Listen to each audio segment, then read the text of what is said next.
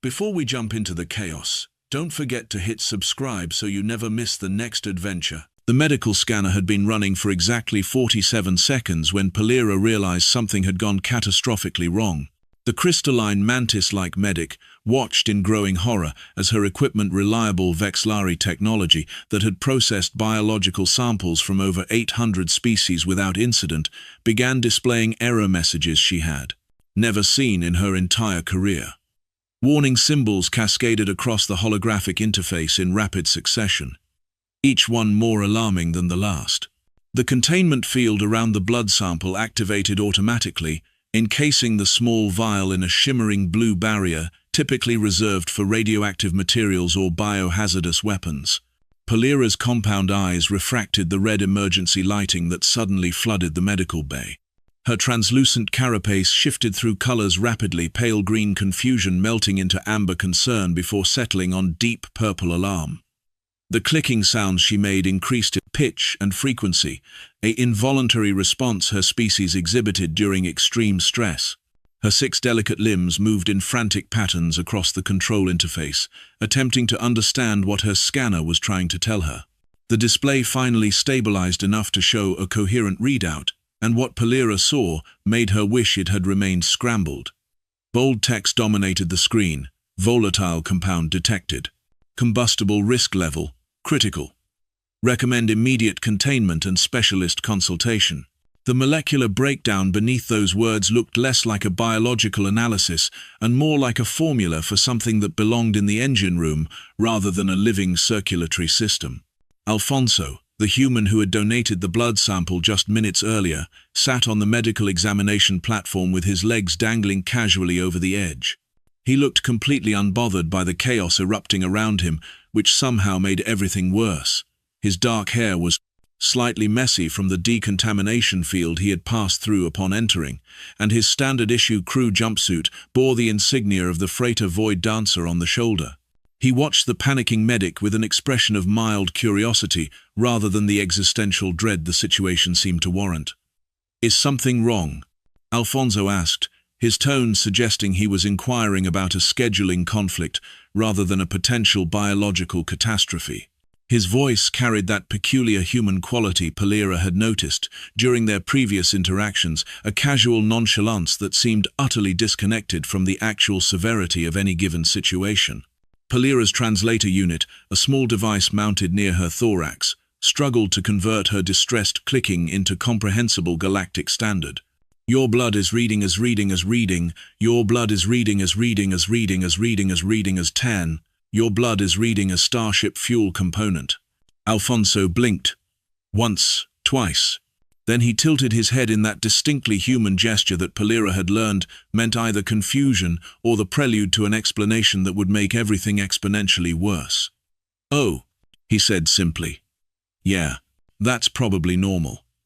Before Palira could process how the phrase "that's probably normal" could possibly apply to blood registering as a combustible substance, the medical bay doors hissed open with enough force to suggest violence. Dr. Velmara entered like a bioluminescent storm, her translucent jellyfish-like body pulsing with deep crimson light that indicated she was already furious before even knowing what the emergency entailed. She floated through the air with the kind of purposeful grace that made her appear to be gliding on invisible currents, her dozens of trailing tendrils moving in synchronized waves behind her. Velmara held the highest medical credentials in the sector and had served as chief medical officer on various vessels, for longer than Alfonso had been alive. She communicated primarily through the sophisticated bioluminescent patterns that rippled across her gelatinous form, with a translator implant converting those light signals into spoken language. Right now, her entire being glowed with the kind of angry red that suggested someone was about to receive a lecture they would never forget. "Explain," Velmara's translator stated flatly, the single word carrying the weight of absolute authority. Her large, intelligent eyes, each the size of Alfonso's fist, focused first on Palira, then shifted to scan the panicking equipment, and finally settled on the human sitting calmly on the examination platform. Palira's clicking reached a frequency that bordered on ultrasonic. "Doctor, the human's blood sample triggered every hazardous material protocol we have. The scanner identified it as containing multiple volatile organic compounds at concentrations that should not exist in living tissue. The containment field activated automatically because the system classified it as a combustion risk. Velmara's crimson glow flickered, pulsed, then shifted to a shocked white that illuminated the entire medical bay like a miniature sun. She floated closer to the scanning station, her tendrils reaching out to interface directly with the holographic display. For a long moment, she studied the readout in silence, her bioluminescence shifting through a complex pattern of colors that Polira recognized as the equivalent of profound disbelief. "This cannot be accurate," Velmara finally said, though her tone suggested she knew the equipment was functioning perfectly. "Recalibrate the scanner. Run the analysis again. There must be contamination in the sample." Alfonso raised his hand like a student in a classroom. "Actually, I'm pretty sure those readings are right. Human blood does have a bunch of chemicals in it that probably look weird to your equipment." Both medical professionals turned to stare at him. Velmara's bioluminescence shifted through several colors before settling on a pulsing orange that indicated she was processing information she did not want to believe. "Explain what you mean by a bunch of chemicals," she said slowly, in the careful tone someone might use when diffusing an explosive device. Alfonso shrugged, a gesture that made his shoulders rise and fall in that uniquely human way. "Well, human blood carries a lot of stuff besides just oxygen and nutrients. We've got trace amounts of ethanol from our gut bacteria breaking down food, there's acetone from normal fat metabolism, methane gets into the bloodstream from our digestive system, hydrogen sulfide is there in small amounts, plus whatever volatile organic compounds our liver is processing at any given time. It's all normal biology for us." The medical bay fell into a silence so profound that the ambient hum of the ship's life support systems became deafening by comparison. Polira's clicking stopped entirely, which Alfonso had learned was a very bad sign. Velmara's bioluminescence cycled through the entire visible spectrum before settling on a deep, apocalyptic red that seemed to vibrate with barely contained horror. "You are telling me," Velmara said, each word carefully enunciated as if speaking to someone with severe cognitive impairment, "that human blood naturally contains ethanol. The same ethanol used as a solvent, a fuel additive, and a laboratory reagent, that ethanol." "I mean, not a lot of it," Alfonso offered helpfully. "Just trace amounts from normal digestion. It's not like we're drunk all the time or anything." "Acetone," Polira whispered, her translator barely catching the words. "You said acetone, the industrial degreaser, the paint thinner. That acetone." "Yeah, that's what happens when your body breaks down fat for energy," Alfonso explained, clearly not understanding why this was causing such distress. "It's called ketosis, totally normal metabolic process. People even do it on purpose, with certain diets." Before either medical professional could respond, the medical bay doors opened again. This time, Malric stumbled in, his forearms gesticulating wildly as he complained about the mandatory health screening interrupting his critical engine maintenance schedule. The Tecan engineer was built like a barrel with limbs short, stocky, and covered in thick grey hide that could withstand extreme temperatures. His species had evolved in the volcanic regions of their homeworld, making them the ideal engineers for the high-heat environments of starship propulsion systems. "This better be quick," Malric grumbled as he approached the examination area. "I've got a plasma conduit that needs—" He stopped mid-sentence as he noticed the crimson emergency lighting, the active containment field, and the fact that both medical staff appeared to be experiencing some form of existential crisis. What happened? Did someone bring a plague aboard? Worse, Polira managed to click out. "We discovered that human blood contains industrial chemicals." Malric's four eyes widened simultaneously. He turned to look at Alfonso, then at the scanner display, then back at Alfonso. "You're joking." "I wish she was," Velmara said, her bioluminescence now pulsing between red and purple in a pattern that indicated severe psychological distress. "The human just casually informed us that his species' blood naturally contains ethanol, acetone, and methane among other volatile compounds." Alfonso sighed and slid off the examination platform, landing on his feet with the kind of casual grace that suggested his species' homeworld had significantly higher gravity than standard.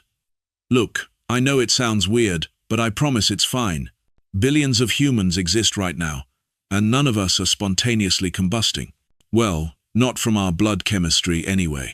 Not from our blood chemistry anyway, Palira repeated, her clicking taking on a slightly hysterical edge. That statement implies there are other ways humans spontaneously combust. I mean, there are stories, but those are mostly myths and... Alfonso paused, apparently realizing that this tangent was not helping his case. The point is, human biology works differently than yours. What looks dangerous to your scanner is just normal for us. Velmara had begun interfacing more deeply with the scanner, her tendrils flowing across the controls as she pulled up more detailed analyses. The holographic display expanded, showing molecular structures, concentration levels, and comparison charts against the biological databases of known species. Her bioluminescence shifted to a shade of purple so dark it was nearly black. This is not just different. According to our medical databases, if any known species maintained these chemical concentrations in their bloodstream, they would experience multiple organ failure within hours. Yet you claim this is your normal baseline. Correct. Alfonso confirmed. Malric had moved closer to examine the display, his engineering background making him immediately recognize several of the compounds. His gravelly voice took on a tone of professional concern. These volatile organic compounds, they're similar to what we use in chemical propulsion systems. You're saying your body just makes these? Constantly? Yep. And stores them in your blood. Among other places, yeah. Sweet, merciful void, Malric breathed. He reached out with one of his 4 hands to steady himself against the examination platform. Then his eyes rolled back. His knees buckled, and the Tekken engineer collapsed onto the medical bay floor with a sound like a sack of dense machinery hitting metal plating. Alfonso looked down at the unconscious engineer. Is he going to be okay? Palira rushed over to check on Malric, her limbs moving in rapid, precise patterns as she verified his vital signs. He fainted. His species has a strong vasovagal response to extreme stress. He will recover in a moment. She looked up at Alfonso with what he had learned to recognize as the Vexlari expression for profound exasperation. You just explained that your blood contains rocket fuel components. He is an engineer. You essentially told him that you are a walking propulsion hazard. That seems like an overreaction, Alfonso muttered. The medical bay doors opened for what felt like the 100th time, and Captain Cornice entered with the kind of purposeful stride that suggested he had been summoned urgently. The Kralix warrior stood nearly 8 feet tall, his muscular frame covered in interlocking plates of natural armor that gleamed under the emergency lighting. His species had evolved as apex predators on their homeworld, and despite generations of civilization and culture, they still retained that predatory presence that made other species instinctively step back when they entered a room. Cornice took in the scene with a single sweeping glance, the Sider's active containment field, the unconscious engineer on the floor, the visibly distressed medical staff, and the human standing in the middle of it all looking mildly confused. His voice rumbled like distant thunder. Medical Officer Velmara. Report. Velmara's bioluminescence shifted to a formal blue pattern, the color her species used for official communications with command staff. Captain, we have identified a significant biological hazard that may compromise ship safety. The mandatory health screening of our human crew member revealed that his blood contains multiple volatile organic compounds at concentrations that our safety protocols classify as dangerous materials. Cornice turned his predatory gaze to Alfonso. Explain.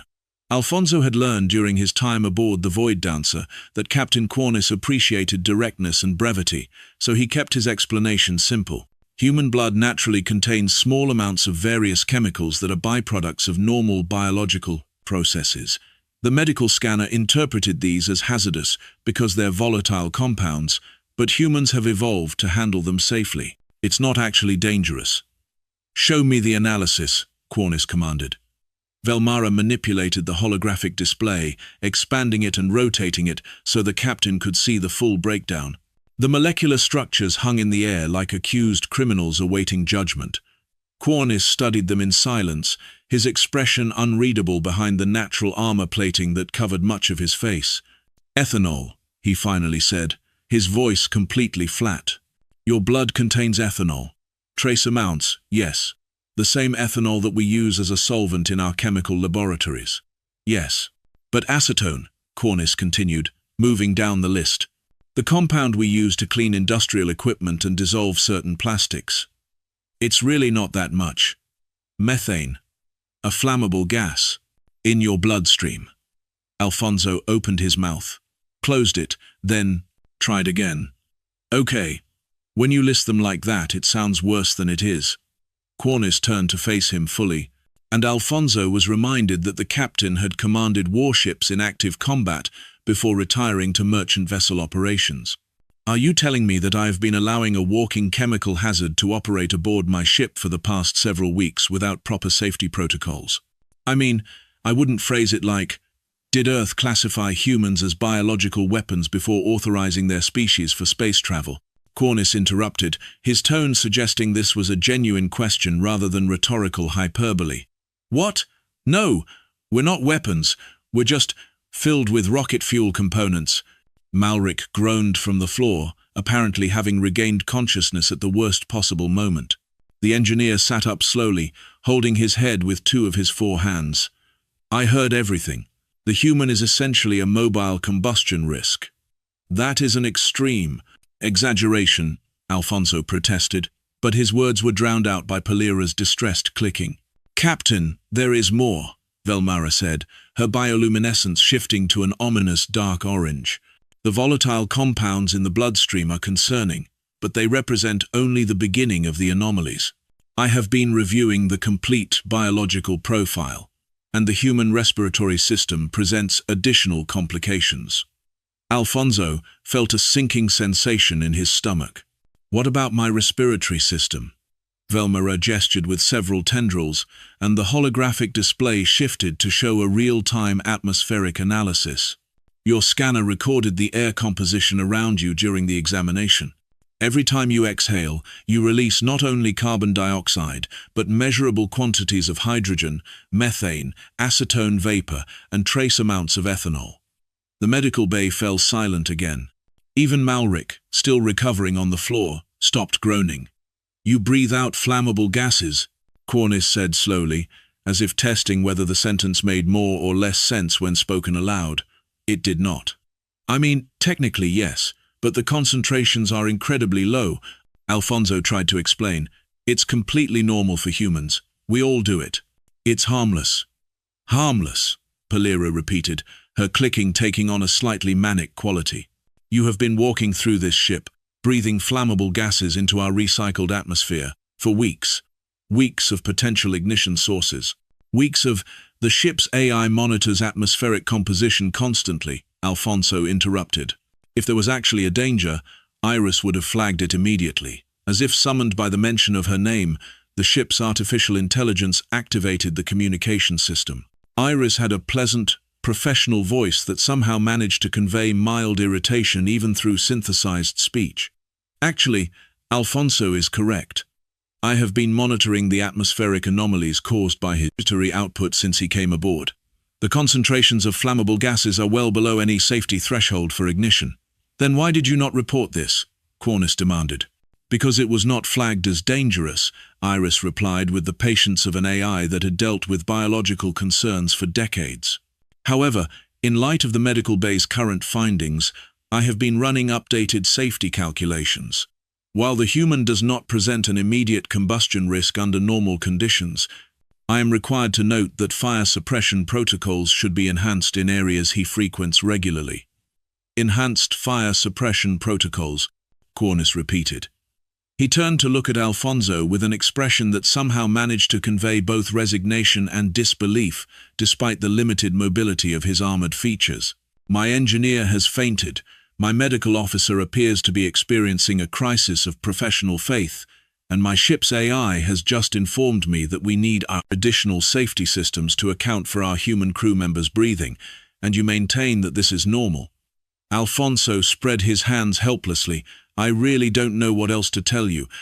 This is just how humans work. We've been exploring space for generations now, and plenty of ships have human crew members. If we were actually dangerous, someone would have noticed by now. Perhaps someone did notice, and simply decided not to inform the rest of the galactic community. Velmara muttered. Her bioluminescence flickering in a pattern Alfonso had learned indicated sarcastic commentary. Malric had managed to pull himself back to his feet, though he kept one hand braced against the examination platform for support. Captain, with respect, I need to review our fire suppression systems immediately. If the humans' normal biological processes are producing flammable gases, I want to ensure our safety measures are adequate. Agreed, Cornish said. He looked at Alfonso. You will remain here while we conduct a full safety review. Dr. Velmara, continue your examination. I want a complete biological profile, including any other surprises the human anatomy might be hiding. Alfonso felt his stomach sink further. There might be a few other things that could seem unusual to, such as? Velmara's bioluminescence flared bright red again. Well, Alfonso began hesitantly. Humans do sweat, which might affect some. What is sweat? Palira interrupted. Alfonso realized, perhaps too late, that this conversation was about to get significantly worse. The question hung in the air like a threat. Alfonso watched as comprehension slowly dawned across the faces or face equivalents of the assembled crew members. Palira's crystalline structure seemed to dim slightly, as if her body was preemptively conserving energy for the horror about to be revealed. Dr. Velmara's bioluminescence shifted to a cautious yellow, the color her species displayed when anticipating bad news. Captain Cornish remained perfectly still, which Alfonso had learned was infinitely more concerning than when the massive warrior showed visible emotion. Alfonso cleared his throat and tried to find the least alarming way to explain human thermoregulation. Unfortunately, there was no such way. Sweat is how humans regulate body temperature. When we get too hot, our skin secretes a liquid mixture that evaporates and cools us down. It's mostly water, but it also contains salts, urea, lactic acid, and some other compounds. Velmara's tendrils went rigid. Your skin secretes liquid, constantly. Not constantly, Alfonso corrected. Just when we're hot, or exercising, or sometimes when we're stressed. It's an automatic response. The medical officer floated closer to Alfonso, her large eyes studying him with the intensity of someone examining a particularly disturbing specimen. What other compounds? She asked, her translator device adding an edge to the question that suggested she already knew she wouldn't like the answer. Alfonso mentally reviewed what he remembered from basic biology classes. Ammonia, various fatty acids, some trace minerals, electrolytes. Oh, and depending on what we've eaten, sometimes other metabolic byproducts show up. It's really not a big deal. Palira's clicking had resumed, building in frequency like a biological alarm system approaching critical failure. Captain, permission to conduct an immediate environmental scan of the humans' quarters. Cornish nodded once, and the medic practically fled the medical bay, her crystalline limbs carrying her through the doorway at a speed Alfonso had never seen her achieve before. The captain turned his attention back to Alfonso with the kind of look that suggested he was reassessing every interaction since the human had joined the crew. Dr. Velmara was already working the scanner controls, pulling up chemical analysis protocols. "Remove your shirt," she commanded. Alfonso hesitated. "Is that really necessary?" "Remove your shirt," he complied, pulling the upper portion of his jumpsuit down to his waist. The cool air of the medical bay raised goosebumps on his skin, another human response that he decided not to mention unless specifically asked. Velmara directed a scanning beam across his exposed torso, and Alfonso watched as data began populating the holographic display. Malric, who had been quietly observing from a safe distance near the doorway, suddenly made a choking sound. "Those readings can't be correct. That's showing acid traces on the surface layer." "Lactic acid," Velmara confirmed, her bioluminescence now cycling through colors so rapidly it was making Alfonso slightly dizzy. "Along with ammonia, urea, and She paused, her tendrils manipulating the display to zoom in on specific molecular signatures. "This compound profile shows corrosive properties against certain metal alloys." Alfonso felt the need to defend his biology. "It's extremely mild corrosion. We're not talking about melting through hull plates or anything, just, microscopic etching over extended periods of contact. Microscopic etching, Cornice repeated, his voice carrying the flat quality that indicated he was exercising extreme patience. You are telling me that human skin secretions can damage ship components? Technically, maybe, over a really long time, and only certain materials, Alfonso said quickly. But that's why we wear clothes and use protective equipment when handling sensitive machinery. Humans have been working on spacecraft for generations. We know how to manage it. The medical bay doors opened again, and Palira returned at the same frantic pace she had left, carrying a portable analysis unit. Her clicking was now so high-pitched it was almost painful to hear. "Captain, I need to show you these readings immediately." She interfaced the portable unit with the main display, and suddenly the hologram was filled with chemical signatures tagged with location markers. Alfonso recognized the layout as a three-dimensional map of his assigned quarters. Every surface he had touched regularly, the bed frame, the desk controls, the door panel, the exercise equipment he had been using in the cargo bay was highlighted in amber warning colors. Every location shows residue consistent with the compounds the human described, Palira reported, her translator struggling to keep pace with her rapid clicking. The concentration is low, but the cumulative exposure over the time he has been aboard has resulted in measurable surface degradation on several items. The metallic components of his exercise equipment show the most significant effects. Malric stepped forward despite his obvious discomfort, his engineering training overriding his biological distress. He studied the readings with a critical eye, his 4 hands moving in unconscious calculation gestures.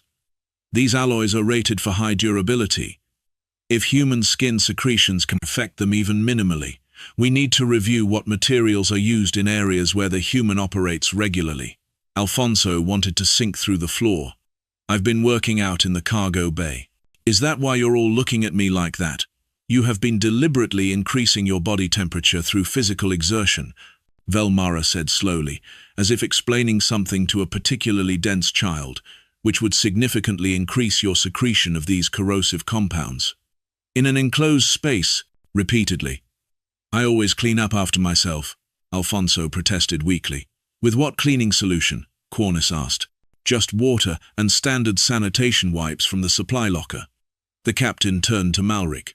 "Would standard cleaning protocols remove human residue effectively?" The engineer consulted his portable datapad, running quick calculations. "Unknown. Our sanitation standards were developed for the species typically serving on vessels of this class. None of them secrete acidic compounds through their skin." He looked up at Alfonso with something that might have been respect or horror, or possibly both. "How is your species not constantly damaging everything you touch?" "We build our stuff to account for it," Alfonso explained. "Human-made equipment uses materials and coatings that resist our body chemistry. I guess I didn't think about other species using different standards." Velmara's bioluminescence had settled into a deep, pulsing purple that Alfonso had learned indicated she was processing information she found deeply disturbing while simultaneously trying to maintain professional composure. "This explains the atmospheric readings I have been reviewing. The environmental systems have been working harder than normal to filter unusual compounds from the air in your quarters and the cargo bay. I attributed it to the recycling system calibrating to a new biological signature. I did not realize your skin was actively releasing chemicals into the environment. It's really just trace amounts," Alfonso said, though his protests were sounding increasingly hollow even to his own ears. Palira had moved to a secondary console and was now pulling up additional scans. "Doctor, I recommend we examine the human's oral cavity next. If skin secretions are this problematic, we need to know what other biological systems might present compatibility issues with ship environments." Alfonso's hand instinctively moved toward his mouth in a protective gesture. "What's wrong with my mouth?" Velmara's tendrils began moving toward him with clear intent. "Open." "I really don't think that's necessary. Open your mouth, Alfonso, or I will have the captain make it an order." Alfonso looked at Cornice, hoping for some kind of reprieve. The captain's expression suggested that not only would he make it an order, but he would also ensure Alfonso never heard the end of it.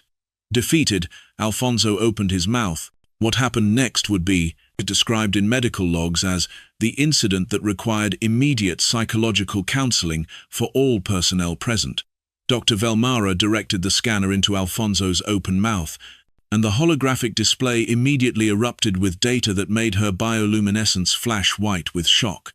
The oral cavity scan revealed a thriving ecosystem of billions of bacteria engaged in constant chemical warfare. Enzymes called lysozymes were actively dissolving microbial cell walls, while lactoperoxidase generated antimicrobial compounds and immunoglobulins marked foreign invaders for destruction. The scanner labeled the environment as an active combat zone where competing bacterial colonies waged perpetual battles using chemical weapons. Polira watched the microscopic footage of bacteria being systematically destroyed by saliva enzymes, and her clicking reached frequencies that bordered on ultrasonic distress signals. This is happening inside his mouth constantly. Alfonso closed his mouth and shrugged apologetically. It's just normal immune function. Keeps us from getting sick every time we eat something. Captain Cornice stared at the biological warfare footage still playing on the display. Your species weaponized your own mouths. Not weaponized exactly, Alfonso tried to clarify. It's just how our immune system works in that area. Saliva has antimicrobial properties to protect against infection.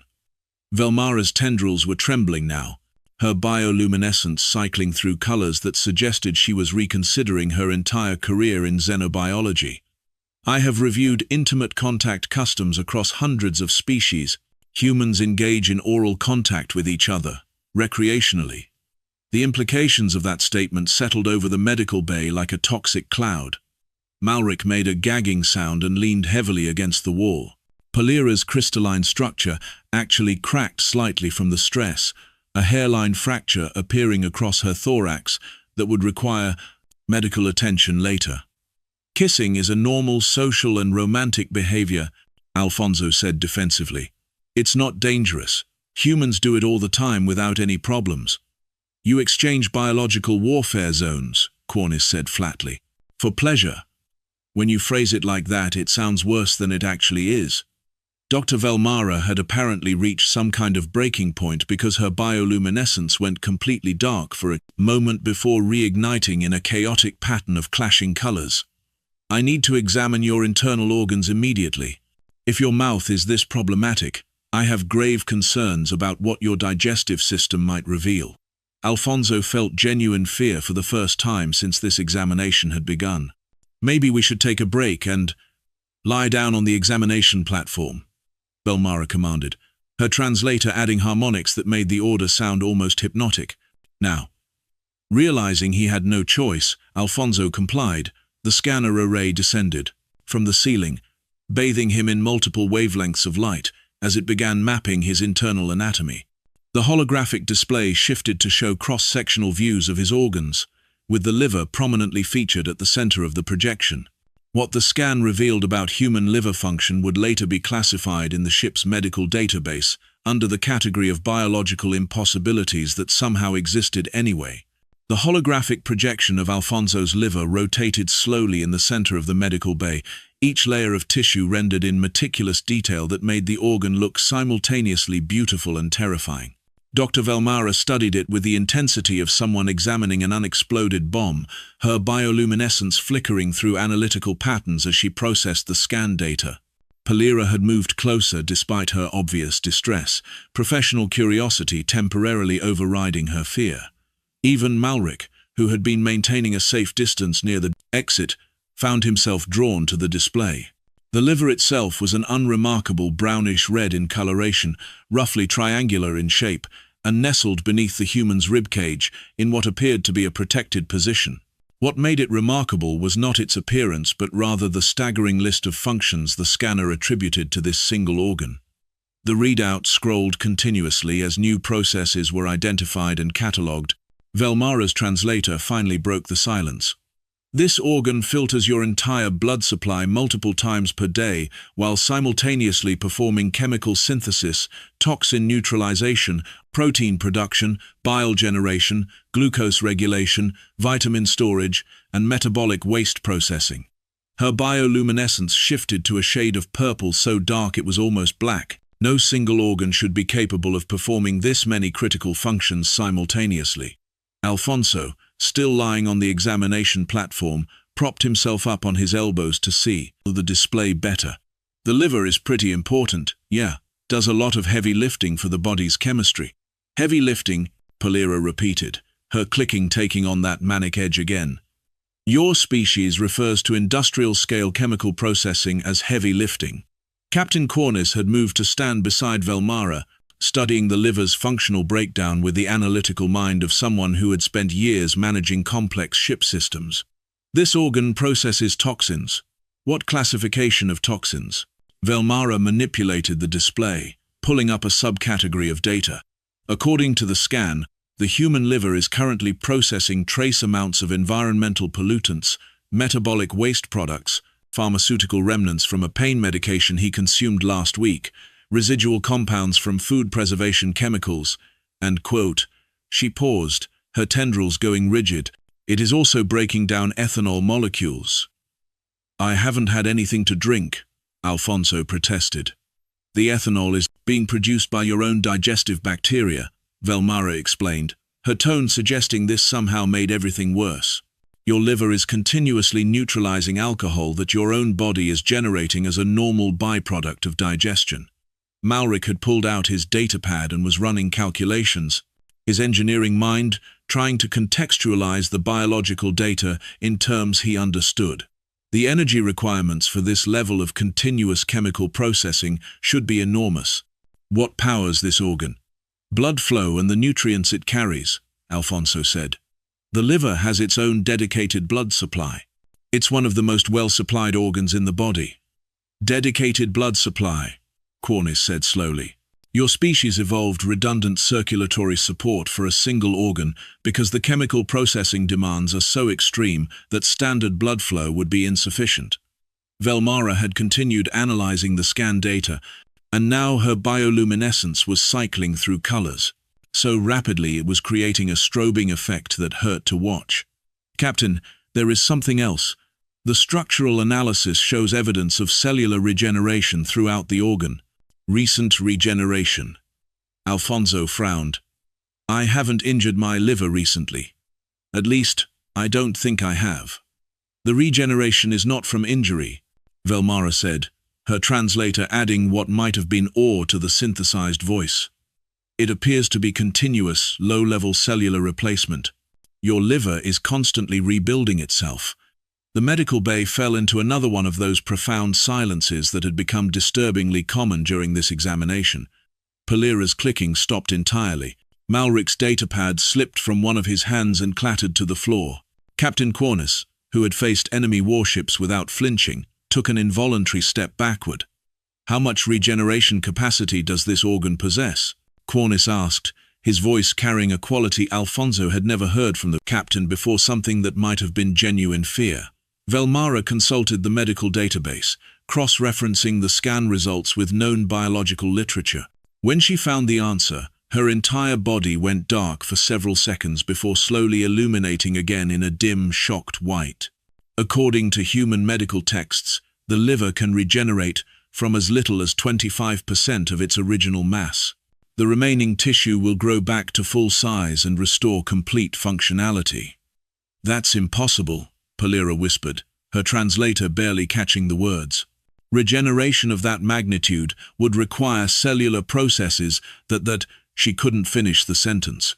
That would classify the organism as having healing abilities beyond standard biological parameters, Malric completed, his gravelly voice shaking slightly. Captain, the human has an organ that can rebuild itself after catastrophic damage. An organ that performs functions that would require an industrial chemical plant for any other species. Alfonso sat up fully now, sensing that he needed to provide some kind of context before the entire crew had a collective breakdown. Look, the liver is tough because it needs to be. Humans consume a lot of different things, some of which aren't great for us, and the liver handles the cleanup. It evolved to be resilient because that's what our survival required. What things do humans consume that require this level of toxin processing? Velmara demanded. Alfonso realized too late that this question was a trap, but he had already stepped into it. Well, humans eat a pretty varied diet. We're omnivores, so we consume both plant and animal matter. Some of the plants we eat contain natural toxins that other species can't handle. And we've developed a taste for certain substances that are technically poisonous, but in controlled amounts are considered safe or even enjoyable. Define enjoyable poisoning, Cornish said, his tone suggesting this was not actually a request. Alfonso took a deep breath. Humans voluntarily consume alcohol, pure ethanol mixed with various flavoring compounds for recreational purposes. It's a social activity. We have entire industries dedicated to producing, distributing, and serving alcoholic beverages. The silence that followed was so complete that Alfonso could hear the ambient hum of the ship's power systems through the walls. Velmara's bioluminescence cycled through every color in the visible spectrum before settling on a red so intense it seemed to vibrate with barely contained horror. "You poison yourselves," she said flatly. "Deliberately. For fun." Captain Cornish had moved to one of the medical bay's workstations and was accessing something on the terminal. After a moment, he spoke without turning around. "Iris, pull up all instances of the human consuming beverages during off-duty hours over the past several weeks." The ship's AI responded immediately, and several video feeds appeared on auxiliary displays around the medical bay. Alfonso watched with growing discomfort as footage played showing him in the crew lounge, drinking what he had assumed was a relatively innocuous beverage he'd purchased at the last station. "Chemical analysis of the beverage in question," Cornish commanded. Iris provided the data in her characteristic efficient manner. The beverage contained approximately 12% ethanol by volume, along with various organic compounds derived from fermented grain. Classification: alcoholic beer, human variant. 12%, Velmara repeated. "You consumed a solution that was more than 1/10 pure poison, and you did this voluntarily while off-duty, as a form of relaxation." Palira's clicking had resumed at frequencies that suggested she was actively trying to achieve communication with whatever deity her species believed in. "The human liver performs industrial-scale chemical processing because humans regularly consume industrial solvents recreationally." Captain Cornish turned away from the terminal. "Dr. Velmara, continue the examination. I want a complete understanding of every biological system that allows humans to survive their own dietary choices." Velmara's tendrils sagged in defeat before she turned back to Alfonso. "Describe your typical diet, everything you consume regularly." Alfonso tried to think of the least alarming way to explain human food culture and realized there probably was not one. Humans are omnivores. We eat meat from various animals, plants including fruits and vegetables, grains that we process into different forms, and we've developed techniques for preserving food that involve fermentation, salting, smoking, and chemical preservation. "Fermentation," Palira interrupted. "That is controlled bacterial decomposition. You eat rotted food." "It's not rotted, it's fermented," Alfonso corrected. "Cheese, yogurt, pickled vegetables, cured meats, all of these involve using bacteria or fungi to transform the food. It's a preservation technique that humans have used for thousands of years." Velmara had pulled up a database of human foods and was scrolling through it with evident horror. "Aged cheese. The description indicates this is milk that has been infected with bacteria and allowed to solidify over extended periods. Some varieties are infected with additional fungi that create visible mold patterns. Humans consider this a delicacy." Captain Cornish was reading through the food database as well.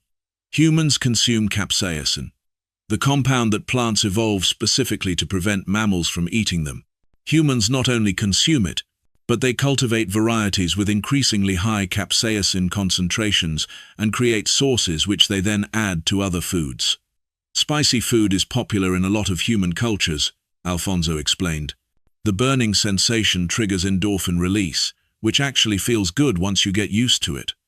You train your bodies to and enjoy pain signals," Velmara said, her bioluminescence now a solid, unblinking red.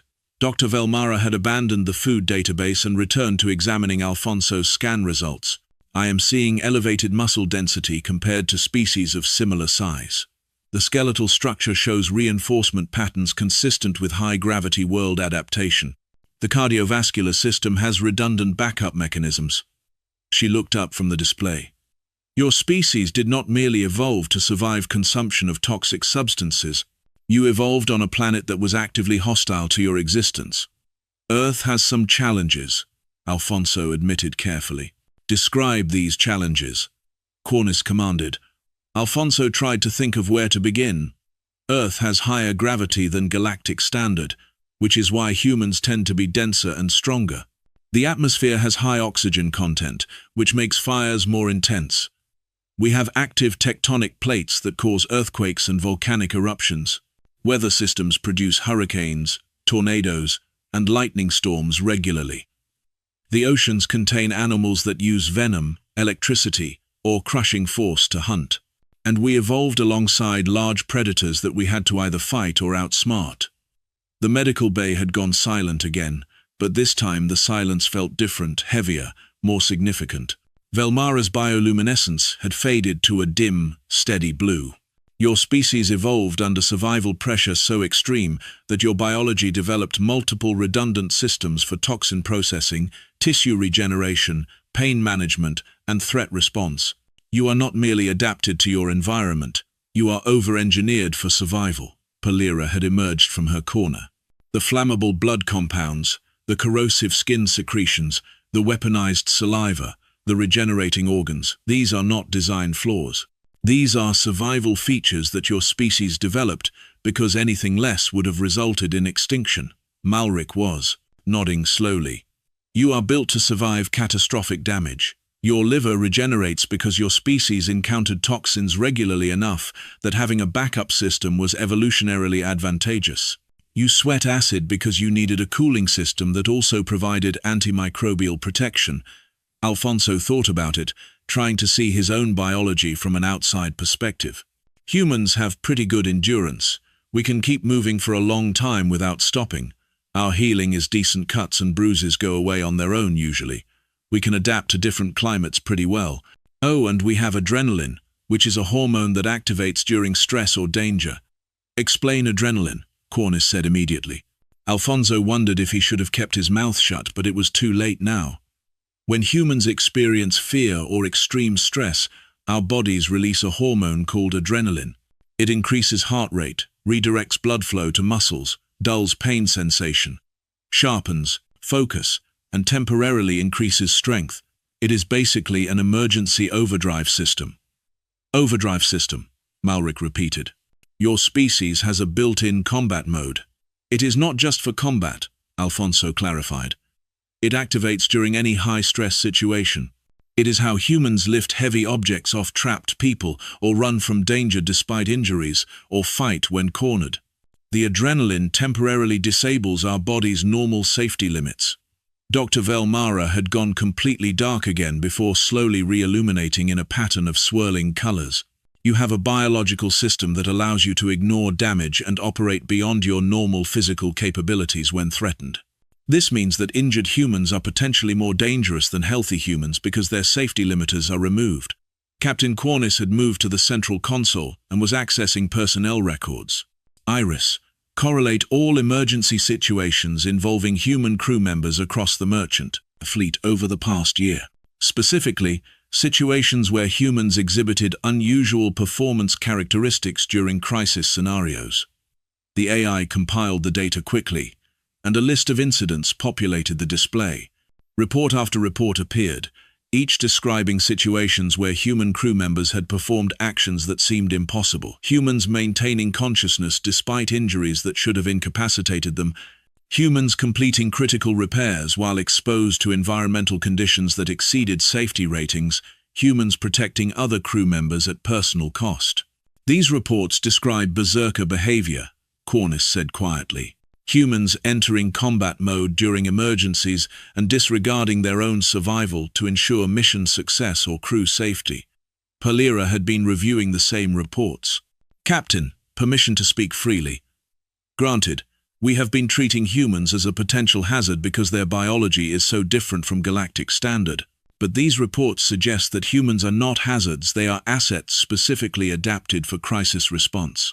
Their biology is not a flaw to be managed, but a feature that makes them uniquely qualified for high-risk operations. Velmara's bioluminescence shifted to a bright, analytical yellow. Human resilience is not despite their biology, but because of it. They evolved on a hostile planet, survived alongside apex predators, developed redundant biological systems, and created a civilization advanced enough for space travel. These are traits of a survivor species. Captain Cornish turned to face Alfonso directly. You joined this crew because you needed work, and we needed an experienced cargo handler. I did not realize I was recruiting someone whose species is biologically adapted for exactly the kind of dangerous, unpredictable situations that occur regularly in merchant shipping. Alfonso shrugged. I just load cargo and maintain equipment, same as anyone else. No, Cornish said firmly. Not the same. When we had that plasma conduit failure last month, you went into the engineering section despite the radiation warnings. When we encountered that debris field, you were on the hull making repairs. During the boarding inspection by those hostile customs officials, you remained calm and professional despite obvious threats. I thought you were either very brave or very stupid. Turns out I might be both, Alfonso offered with a slight smile. Velmara's tendrils moved in her species' version of a resigned sigh. I am updating your medical file with the complete biological profile. However, I am also noting that your biological adaptations make you exceptionally well suited for emergency response situations. Does this mean I still need monthly checkups? Alfonso asked. You will submit to weekly monitoring, Velmara said firmly. Your biology may be impressive, but it is also complex and potentially volatile. Palira had returned to her workstation. Captain, I recommend we forward this biological analysis to the Galactic Medical Council. Human biology should be properly documented so other medical professionals are not caught unprepared as we were. Agreed, Cornish said. Iris, compile the complete findings and prepare them for transmission to the Medical Council. Alfonso finally slid off the examination platform. So what happens now? Captain Cornish considered the question carefully. Your quarters will be fitted with upgraded fire suppression and enhanced ventilation. The materials in areas you frequent will be reviewed for compatibility. You will attend the weekly medical monitoring, and you will continue to serve as one of my crew members, with the understanding that your biological capabilities may be called upon during emergency situations. I can do that, Alfonso said. There is one more thing, Velmara added, her bioluminescence shifting to a warm amber. Despite my initial horror at discovering that human blood is borderline flammable, I must acknowledge that your species' resilience is remarkable. You have evolved to survive conditions that would destroy most other species, and yet you remain fundamentally social, curious, and cooperative. That combination is rare in the galaxy. Palira's clicking had finally returned to normal frequencies. Once the initial shock fades, human biology is actually quite impressive from a medical perspective. Disturbing, yes, but impressive. Malric checked his datapad before looking at Alfonso. From an engineering standpoint, humans are extremely well-designed survival machines. I still think you are terrifying, but I respect the design philosophy. Alfonso felt something warm in his chest that had nothing to do with his internal chemistry and everything to do with belonging. Thanks. That might be the weirdest compliment I have ever received, but I will take it. Captain Cornish moved toward the exit. Dismissed. Alfonso, you have cargo inventory scheduled. For this afternoon, try not to corrode anything expensive. I will do my best, Captain. As the crew filed out, Alfonso lingered for a moment. He caught Dr. Velmara running one final scan. Doctor? Alfonso said quietly. She turned toward him, her bioluminescence shifting to an inquisitive blue. Yes? Thanks for not spacing me when you found out my blood could theoretically catch fire. Velmara's colors rippled in amusement. The thought crossed my mind, briefly. But then I remembered that humans are actually quite useful to have around when things go wrong. Your tendency to survive impossible situations is a valuable asset. Glad to be valued for my indestructible liver and my flammable blood, Alfonso said with a grin. You should also be valued for your work ethic, your calm demeanor under pressure, and your willingness to help other crew members regardless of species, Velmara added. The biological factors are simply context for understanding why you excel in those areas. Alfonso nodded. I should get to that cargo inventory. Too late for that, Velmara said, her colors rippling with amusement. You became more trouble than you are worth approximately 5 minutes into this examination. Fortunately, you are also worth considerably more than the trouble you cause.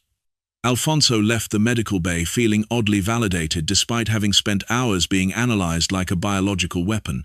He made his way through the corridors of the Void Dancer, nodding to crew members he passed. The cargo bay was waiting, and with it the familiar routine of inventory checks and equipment maintenance.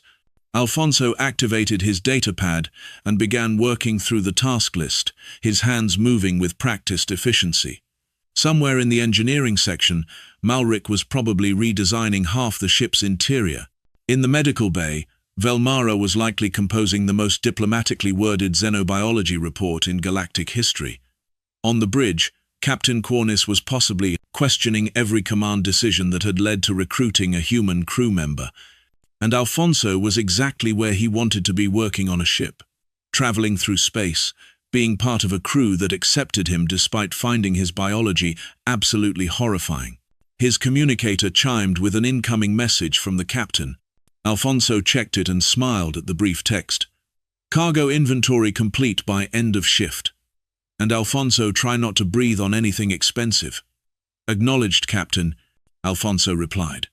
I will do my best to keep my flammable exhalations away from sensitive equipment. He returned to his work, organizing containers and checking manifest lists, while the ship hummed around him, carrying its crew, humans and aliens alike, through the vast darkness of space toward whatever destination awaited them next. This was just one story. Subscribe now so you don't miss what's coming next.